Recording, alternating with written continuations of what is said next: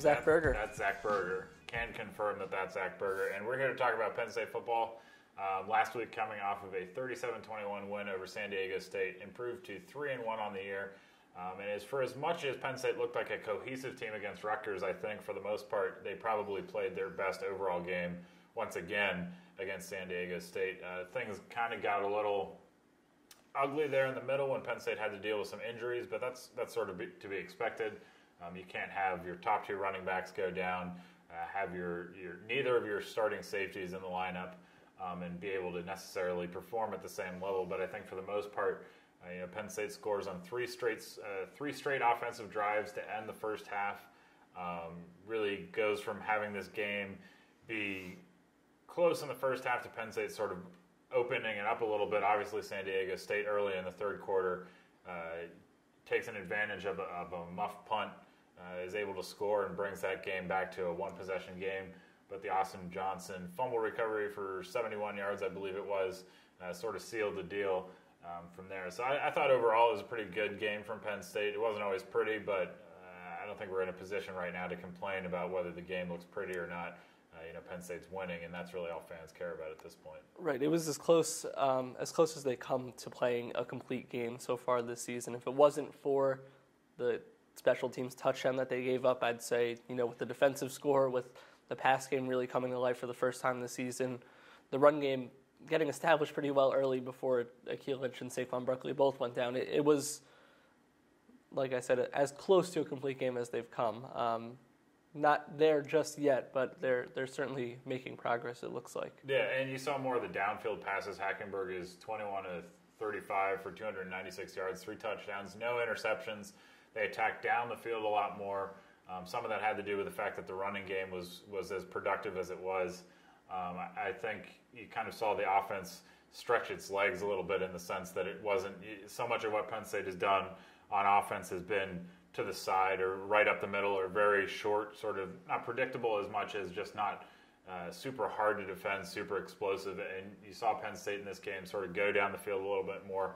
Chris Godwin continues to be one of the bright spots in a receiving corps that has not had a lot of opportunities to really shine this year. And I thought Hackenberg overall, for the most part, looked a lot like the quarterback that we're used to seeing in terms of what he can do when he's on. And he didn't have a perfect game by any stretch, especially in the second half where the offense sputtered a little bit. I think, though, overall his performance showed, especially on those long balls, why people still regard him so highly in the draft process, why he's as good as he is, even if it's been hard at times to really see that, when it hits the field. So I think overall, like you said, offense, defense, the special teams is really the only place where Penn State struggled, and that's been the biggest thing for this team all year is consistency. You get the defense plays really well one game, the offense struggles, then special teams play well and the offense plays well and the defense struggles.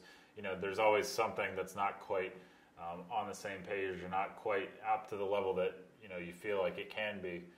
So that's really the key moving forward is can you get all of those parts clicking all at once. And jumping back to Hackenberg, I think the one thing that really stands out from the way he played on Saturday is that for the first time this season, I think he really looked comfortable.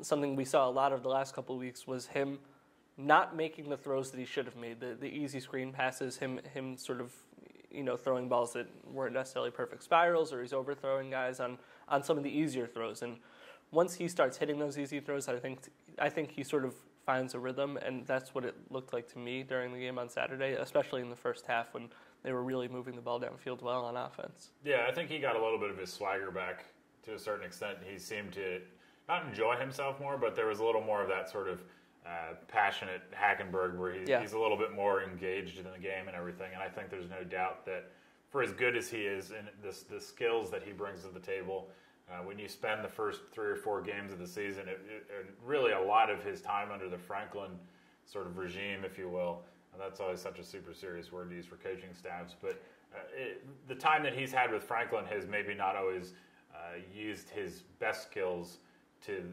their advantage.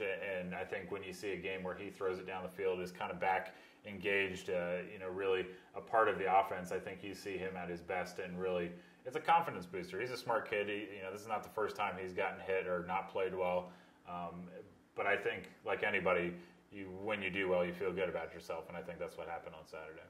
So transitioning forward, Penn State plays Army this week. It looks like it's going to rain again. I think last week, the Temple game at the opener, which doesn't really count as a home game because it was in Philadelphia, and last week are really the only games this season where it hasn't poured for some significant portion of the game. So I'm not looking forward to that. I mean, even getting from my car to the press box won't be an enjoyable experience. I feel bad for everyone else who has to sit out in the rain all day, but you signed up for it and bought tickets, so I guess that's sort of your own fault. But nevertheless, I do feel for you, and it should make for an interesting game on the field, I think, because whenever it's wet, it always sort of affects the play. It sort of affects, I think you saw in the Buffalo game where you can't do some of the things you want to do. People are falling down. You're dropping passes. You're not throwing as much. Sometimes you're always at that fumble risk, especially for Army, a team that's turned the ball over a lot this year, that's fumbled the ball a lot this year. It could be kind of ugly, but at the same time, this is the kind of game where if Penn State's making the steps that it looks like it's making as a team, then maybe they come out and sort of take care of business early on, and we can just get out of Beaver Stadium as soon as possible. Well, with the rain, the big problem for Penn State is, with the rain game, it's typically played sort of in the trenches. You, with a wet ball, can't make the passes that you can make when it's nice and sunny out. And Penn State it'll remain to be seen who does and doesn't play on Saturday, but it looks like chances are Saquon Barkley and Nikhil Lynch are both out. They're questionable, and Franklin said he doesn't know if and when he'll have them back, but he expects them to play again this season, which leads you to believe they won't be playing immediately.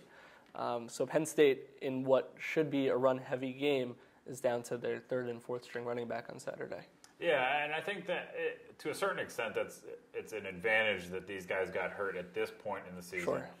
Because you get the Mark Allens and Nick Scotts out onto the field, you can see what they can do, and you're doing it against an Army team that Penn State ought to beat. It's not as though Lynch and Barkley are going to be out for the Ohio State game, although since we don't actually know what's wrong with them, that's entirely possible, but the impression that you get is that they'll both be back sooner rather than later. I would think Barkley in the very least, because if for no other reason his injury looked less severe than whatever exactly is wrong with Lynch, that he'll be back next week. And I think with a wet track, a sloppy game that you ought to win, and two of your best players really being banged up, there's really nothing to lose by keeping them on the bench. Certainly, since Penn State's play has been inconsistent all year, there's always that threat of, well, maybe you'll actually lose the game. But I don't think that's really the concern at this point in the season against an Army team that's thrown the ball 22 times, that's going to run it. And Penn State, traditionally, Penn State's defenses, I've very rarely ever been fooled by an exclusively running attack. Right. It's hard to get on the outside to get those edges, especially with the seasons that Garrett Sickles and Carl Nassib are having on the ends. It's going to be kind of ugly to watch, but I think in the very least, this is sort of not a bye week. It's never a bye week, but I think it is a chance for Penn State to try and get healthy and just sort of get things out of the way and move on to Indiana next week. Yeah, it should be one of those ugly, grind them out, low-scoring games, especially with the field taking a beating all week with the rain. So it's not just an issue of the rain coming on Saturday, but also the fact that it's probably pretty well soaked. We'll see what happens, but I don't expect there to be too many big yardage plays, too many long passes down the field, and I don't expect it to be too high scoring. Yeah, and I think that's sort of what you've seen from Army this year. They didn't almost beat Wake Forest, but they lost by a field goal to Wake Forest. They lose by essentially a touchdown to UConn. Neither of those teams are necessarily world beaters, but they are both semi-quality Power 5 opponents. So it's not that Army can't move the ball, can't score points, but there's no real reason to think that this weekend's going to be anything other than a weekend that everyone will be glad when it's over, because everyone's going to be soaking wet no matter where you are. So I think at this point it's just a matter of take care of business and move on to Indiana. So one final segment before we let the people get back to their day, if they're still with us even. Answering Twitter questions. The first one is basically a question that everyone's asked since the beginning of time here at Penn State: is Christian Hackenberg elite? And I know that the question was asked somewhat sarcastically in the vein of the forever ongoing, is Joe Flacco an elite quarterback? I drafted him on my fantasy team and dropped him after week 1, so I have mixed emotions on all of this. But nevertheless, is Christian Hackenberg an elite quarterback?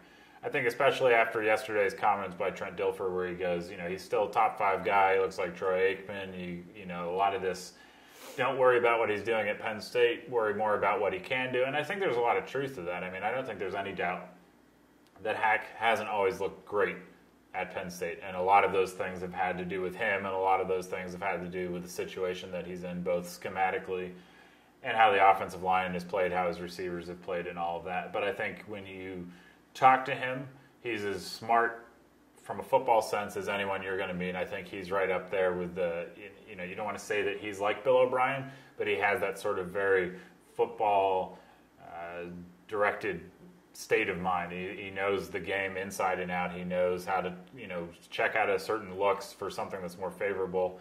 He has the tools physically, but he has some bad habits. He hasn't always been great at the college level for reasons that aren't always, like I just said, haven't always been his fault. But I think at the end of the day, you give Christian Hackenberg an offseason to work with an NFL team that's probably got things a little bit more together than Penn State does right now.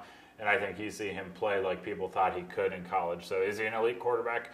Maybe not from the standpoint of the numbers that he's putting up on a week-to-week basis. Maybe not from the standpoint of when you think of quarterbacks that are really exciting to watch at the college level, that maybe he's not in your top 5. But I think when it comes down to it, his tools and his mental abilities make him an elite quarterback at both levels, really. I'll keep my answer short and sweet. Is he an elite quarterback? Right now, no. Is he capable of being one? Yes. And that's basically what it boils down to. The next question is, I wrote it down, how does the run game look this weekend? We kind of went over this a little bit, but a wet track, probably not having your top 2 running backs back is not advantageous for putting up great numbers, but I think Nick Scott and Mark Allen are both. I had Nick Scott, I think it was, in one of the preseason stories as a guy that could have done well behind Lynch already before we found out that Saquon Barkley was allergic to falling over and it was difficult to bring down. So I don't think there's any doubt that it's not going to look as good because they don't have their best players. But I think, I think Nick Scott and Mark Allen will prove their worth. You might see a little bit of Jonathan Thomas, who's been hiding sort of in the background of the backfield. So to speak. So I think it'll be okay, but at the end of the day, I don't think it really matters what it looks like against Army. I mean, Penn State's offense is most likely, depending on how the weather is this weekend, going to live and die by the run game, and I think it'll look decent enough. I don't expect a 300-yard rushing game from Penn State, but I also didn't expect them to, pull out a 2-yard carry game. So. You never know. If you have Lynch and Barkley healthy, I expect a huge game from the running backs, but not so much with just based on experience and less their skill level from Scott and Allen. And the last question, which is something that I think everyone sort of had in the back of their mind when the season started, just based on how the schedules lined up, will Penn State, Ohio State be a game day game? And I think the answer is probably no, because Penn State's not going to be undefeated. Because they've already lost, obviously. And I think that was the only scenario where that happened. And I think to a certain extent, Ohio State's game with Indiana coming up next weekend, I believe it is a pretty big game because Indiana is not a bad team. That game is on the road for Ohio State. That's not to say that I think Ohio State's going to lose that game, but there's a lot of work left to be done. And in the same token, assuming that Penn State beats Army this weekend, they have to play Indiana the week after that before they ever go to Ohio State. And even if Indiana loses to Ohio State, I guess you could say that game in and of itself is not an easy one to get through. So in theory, could it be a game day game? It could have been, but I don't think that it is at this point. If Penn State can get to 5-1 and a number 24 overall ranking, which I don't expect to happen, I think they can get to 5-1. Whether or not they're one of those low ranks by that week is something we'll see. But if Penn State gets there and Ohio State's number 1 overall and undefeated, sure, it's a possibility. But I still don't. I wouldn't bank on it. Don't gamble on the likelihood that will happen. That would be quite the prop bet, putting money down on where game day was going to be next week. But it's not here this week, and that's all we really care about. The only thing that's here this week is rain. But we will see you guys next week. That's Zach Berger. I'm Ben Jones. This is a bunch of fighters. This is still a bunch of fighters. We've tried our best to come up with something else, and we have yet to do so.